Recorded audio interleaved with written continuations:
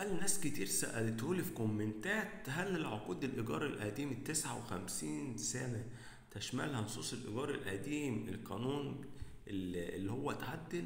أحب أقولك إن قانون ال59 سنة ملوش دعوة بالقانون القديم اللي هو قبل 1996، اللي هي العقود المشهرة، العقود اللي مش محدود لها مدة.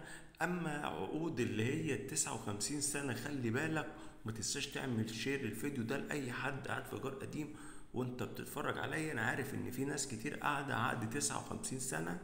القانون قالك ان القانون ال59 سنة لا يعدل ولا يخش ضمن القوانين اللي تم تعديلها في قانون الإيجار القديم، اللي هو المفروض اللي طبعا حددته الحكومة انها تبقى المدة 7 سنين، والإيجار بيتحدد على حسب المنطقة اللي انت عايش فيها، بحد أدنى 250 جنيه وحد أقصى بيوصل ل3000 جنيه.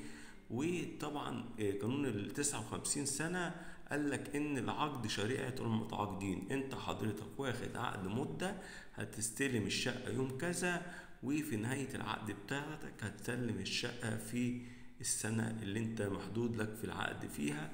لما بتيجي تشوف العقد ال59 مكتوب التاريخ اللي انت أجرت فيه والتاريخ اللي هتنتهي فيه المدة، فما ينفعش أصلا إن يتعدل في قانون إن هو متعدل لوحده، هو محدود له المدة.